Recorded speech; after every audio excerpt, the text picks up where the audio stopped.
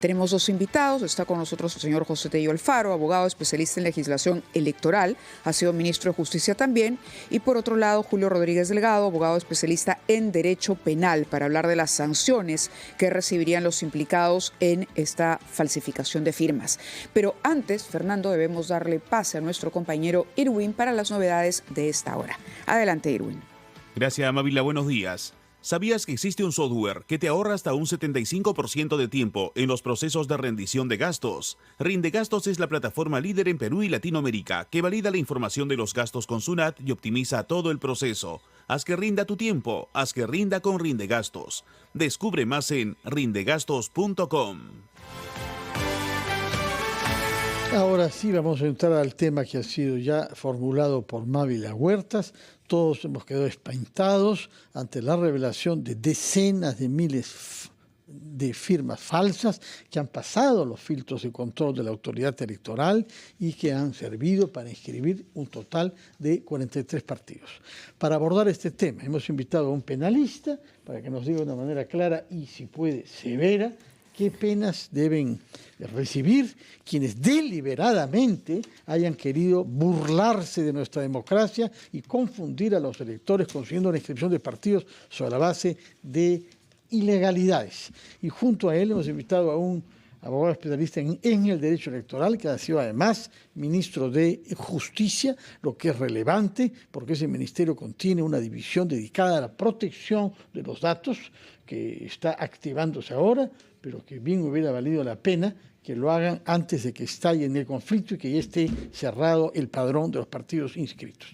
Señor Julio Rodríguez, por favor, hemos escuchado a algunas autoridades que parecen temer que se tomen decisiones y que se castigue a quienes hayan engañado a la opinión pública y hayan cometido actos de violación de la fe en procesos administrativos. ¿Cuál es su opinión sobre la responsabilidad penal y las penas que deberían incumbir y a quién? A ver, buenos días, don Fernando, buenos días, Mávila. Buenos días. Buenos días, ex viceministro. Un placer para mí estar con ustedes. Y hay que decir las cosas bastante claras, porque resulta bastante sospechoso que todos los partidos recientemente inscritos tengan firmas falsas. La cantidad es enorme, estamos hablando de que cada uno de ellos supera los 3.000 o 4.000 padrones con firmas falsas. Y esto definitivamente no puede ser hecho por una persona de forma aislada. Y esto ya lo hemos vivido anteriormente. Yo en algún momento respecto a este tema ya había adelantado mi criterio entendiendo que se trata acá de una organización criminal. Fábricas de firmas falsas. Yo no sé si fábricas o una o varias, pero es evidente que estamos ante una organización criminal que se ha acercado a uno o a todos estos partidos y les ha ofrecido sus servicios. Porque no resulta absolutamente inusual que el denominador común de todos ellos sea más o menos el mismo. La misma cantidad de firmas falsas, el mismo estándar de procedimiento. O sea, hay que comenzar a investigar porque estamos hablando no solo de delito contra la fe pública, como claramente ya lo insinúa don Fernando en su pregunta, sino adicionalmente con organización criminal. ¿No? Porque están copando y esta investigación debería correr económico porque eso cuesta. Correcto, pero la investigación debería correr por cuenta y oficio del Ministerio Público en este caso. Evidentemente, si el Ministerio Público ante la noticia criminal no inicia los actos correspondientes, resultaría bien inusual. Lo hemos visto en muchísimas otras ocasiones, como con la noticia criminal, inmediatamente el Ministerio Público abre investigaciones y convoca a los que pueden ser responsables. Acá ha habido mutis absoluto. No ha hecho nada el Ministerio Público, pudiendo haber iniciado falsedad documental, falsedad ideológica, que tiene esa posibilidad el Ministerio Público de establecer una base, ¿no?, bastante extensa en la primera etapa y de ahí identificar efectivamente cuál es el delito que se le puede atribuir de forma específica. Penas, don Fernando lo dice claramente, altas, sí, bastante altas. Falsedad documental llega hasta 10 años, falsedad ideológica llega hasta 6, y a eso le sumamos organización criminal que tiene hasta 10 años más. O sea, grave, sí. De acuerdo, doctor Tello, la pregunta a propósito de, está claro, ya ocurrió esto, aparentemente hay, como dice el doctor Rodríguez, una fábrica u organización criminal, porque el modus operandi se repite en todos los casos. Pero también las autoridades del sistema electoral han hablado de vacíos legales, que no han permitido hacer un control de daños antes de que esto se produzca. ¿Cómo analiza usted el marco legal que rige para hacer una verificación antes de que estemos ante un escándalo de tamaña magnitud? Mira, ante todo saludándolos, Mávila, Fernando, También, Julio, feliz día del trabajo para todos. Muchas gracias. Estamos acá, creo, haciendo patria al pie del cañón. Pero lo interesante es justamente el desvirtuar eso, porque son cosas que se tienen que ver de manera infralegal. O sea, se habla del marco normativo. Sí. Pero, por ejemplo, ¿qué impedimento había para que se utilice el reconocimiento facial por parte de RENIEC dentro de lo que es su protocolo? No había la ley, Pero no se votó en segunda lectura. Claro, el Congreso acaba de aprobar esa ley. Sí, pero lo que vamos es a que esa ley de alguna otra manera ratifica el hecho que ellos lo puedan hacer. No hubiera impedido antes, o no había impedimento antes para que lo implementen. ¿Habla de RENIEC? Sí, de RENIEC, caso, específicamente. O sea, lo que hace la norma es darle ahora el marco ya de manera formal y específico, pero eso no impedía de que ellos hubiesen podido mejorar el procedimiento anteriormente. Porque la tecnología existía. Lo que pasa es que es normal, los partidos políticos lo que están buscando es en cierta manera estar ahora en este tema y evidentemente, como corresponde, llevar agua para su molino en el debate que es bastante álgido sobre el tema de las afiliaciones indebidas, pero el RENIEC en rigor está sacando esta norma para protegerse los partidos políticos. No es que no lo haya podido hacer antes, pudo haberlo implementado. Pero por otro lado, también hay que tener en cuenta algo. Los procedimientos dentro del jurado tampoco no son del todo garantistas. Y eso está ahí desde siempre. Es increíble. ¿Procedimientos no garantistas? ¿A qué se refiere? A lo que me refiero es al tema de las afiliaciones indebidas.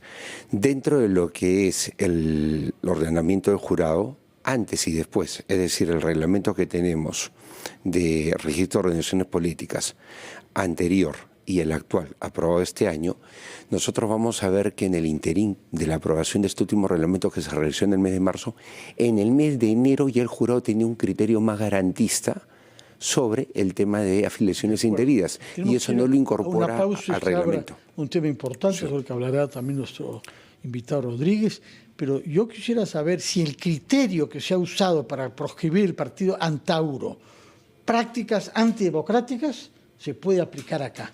Nadie lo ha invocado, están buscando si la ley permite o no, pero si se ha eliminado un partido por prácticas antidemocráticas, ¿qué cosa es más antidemocrático que mentir a los electores y al Estado? Yo quisiera que nos contesten a esta pregunta, entre otras, que formulará Mávila después de la pausa que nos permita, es la pregunta de si se puede considerar como una conducta antidemocrática la de los partidos que deliberada y dolosamente recurran a firmas falsas y en ese sentido aplicarle ese criterio de eliminarlos del registro. ¿Qué les parece esta posibilidad? A ver, Fernando, definitivamente no estamos hablando de un comportamiento aislado, porque lo que sucede en la práctica es que cuando se contrata personas para que llenen los planillones con las firmas, les piden cuotas, una cantidad de firmas, y a veces no llenan los planillones y ellos mismos colocan un par de firmas falsas. Acá estamos hablando de planillones completos que son íntegramente falsos para alcanzar ese número. Por lo tanto, si el partido tiene como meta ser objeto de elección popular y que esa elección popular tiene como respaldo básico y elemental que un sector de la población con su firma apoye que ese partido quede registrado, estoy resquebrajando las bases del orden constitucional en el mismo sentido de su nacimiento. Por lo tanto, yo sí pediría que se evalúe definitivamente si es que puede o no puede mantenerse un partido que de manera exprofesa, como usted dice, contrató firmas falsas para que se incorporen a su planillón. Si estamos hablando de comportamientos que no son exprofesamente dolosos, sino son comportamientos que tienen un estándar de descuido o que engañaron a los líderes del partido, eso se puede acreditar y esa circunstancia permitiría excusarlos, ¿no? Antes de que el doctor Tello responda y nos dé su punto de vista sobre esto, quería también recoger la opinión de los representantes o la justificación que han dado algunos representantes de los partidos involucrados en este escándalo, ¿no? Algunos señalan, los representantes, que no fueron dotados de herramientas tecnológicas para la adecuada identificación de sus afiliados. Señalaron que además aquí había presuntas artimañas de organizaciones con presencia en el Congreso.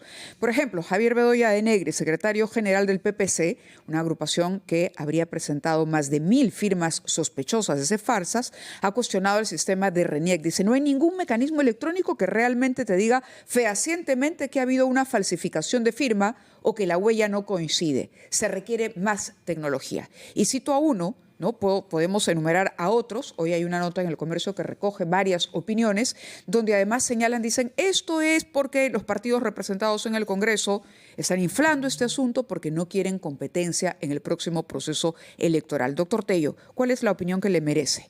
Muy bien, sobre el punto 1, Mávila, justamente la pregunta de don Fernando iba en el sentido de qué hacer con los partidos ahora, si esto podría calificar como una causal para cancelar la inscripción. Me parece que el Congreso de la República debería hacer una norma aclaratoria sobre los alcances del numeral 14.1, el artículo 14 de la Ley de Organizaciones Políticas, que habla expresamente sobre conducta antidemocrática. ¿Que se le ha aplicado el caso Mauro? O sea, eso ya está en la norma, conducta antidemocrática, y lo precisó usted muy bien. Justamente que el Congreso, que es el llamado a legislar, haga un desarrollo y una norma aclaratoria sobre los alcances y definitivamente evalúe este tipo de supuestos que son fraudulentos, porque es inverosímil que se requiere la institucionalidad y la credibilidad de un sistema de partidos políticos con partidos que pretenden llegar justamente a tener la inscripción con fraude. Porque esta es una figura fraudulenta. ¿Qué pasa con los partidos que cumplen con el número de firmas verificadas, digamos, para la inscripción, pero que además hay un extra en el cual se revela, digamos, adulteración? Es que es el paquete completo. Debería verse de esa manera. ¿Cómo se analiza ese caso? Es decir, pero tienen el número, digamos, de firmas verificadas suficiente para la inscripción. Sin embargo, en el excedente, digamos, en el plus, se revela algún tipo de adulteración. ¿Cuál es el análisis que hacen ambos? Acá viene algo que es muy importante, y ese es el gran problema y la gran discusión. En el caso, por ejemplo, de Primero la Gente, se separó lo que vendría a ser una fábrica de firmas, no pasó, pero sí pasaron otros. Y cuando esos otros pasan, advierten que dentro de la revisión que se hace, habría una importante cantidad de personas que no habrían sido afiliadas a ese partido correctamente. Es decir, los habrían colocado contra su voluntad.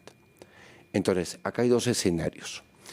Ese escenario 1, evidentemente, sigue su vía en la vía penal. El otro requiere de un control posterior que tiene que hacer la autoridad, porque se tiene que hacer un control de las fichas de afiliación de todos los partidos a manera de muestreo. Tiene que haber un control, algo técnico ahí que permita tener una lectura de cómo va la calidad de la afiliación. Y eso es parte de un proceso de sinceramiento donde se debe dotar de mayor cantidad de recursos para que la dirección de fiscalización de procesos electorales, que depende del jurado, sea la que se encargue de llevar este proceso adelante. Pero algo muy importante, y en este caso es, nuevamente, a mí me parece, por ejemplo, que si hoy en día yo voy y hago, o sea, coloco una tacha, estamos más adelante en la elección, contra un candidato, la gano y me reembolsan el dinero, a mí me parece que de esa misma manera se debería a la persona que inicia un trámite de afiliación indebida, si le da la razón una pericia grafotécnica, devolvérsele el dinero. No se le puede cobrar a una víctima. Se le cobra. Su identidad y encima tiene que pagar procedimiento y don Fernando, me disculpa la interrupción, una víctima del mismo sistema, porque es un tema de falla de filtros del sistema electoral y se le cobra, no se le debería cobrar. Ahora, Mávila, su pregunta es importante porque permite establecer una regla elemental y básica, haciendo el símil. Si una empresa vende productos adulterados, pero también vende productos buenos, tiene que ser sancionada. Igual. Es decir, si el procedimiento ha sido incorporar firmas legítimas, pero también incorporar firmas falsas, obviamente, como lo dije hace un momento, exprofesamente, con conocimiento de que se está contratando a una organización criminal que vende esas firmas, porque, ojo, hay que también extraer el padrón del RENIEC. O sea, no es que estas empresas, entre comillas, ilegales, ¿no? Se inventan los nombres. No, los nombres existen. Como el DNI. Los DNI corresponden. Hasta huella. Así es. Por lo tanto, estamos hablando de que están tan bien organizados que extraen data del padrón y ese es el que utilizan para rellenarlo. Eso evidencia una organización criminal. Ahora, si el partido contrató sabiendo que esto era así, evidentemente su procedimiento de afiliación es un procedimiento íntegramente fraudulento. No hay medias verdades. O hay verdades o hay falsedades.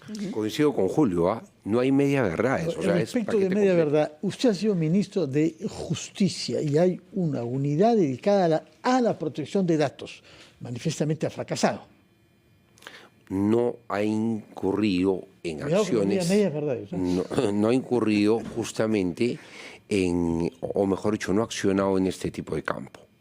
Va la protección, por ejemplo, en lo que viene a ser los taxis que uno toma, esto con aplicativos, va en muchos, tiene un campo de acción bastante amplio, pero en este campo recién va a intervenir. Un poco Y tarde. sería... Un poco tarde, porque ese registro de los peruanos, el de RENIEC, Lo que alguien sería- haya usado esa base de datos para hacer sus negocios y para violar nuestra democracia, es increíble. Lo que sería bueno, en todo caso, es ver bien también los parámetros, porque también, don Fernando, hay que ser bastante claros en algo, ¿ya?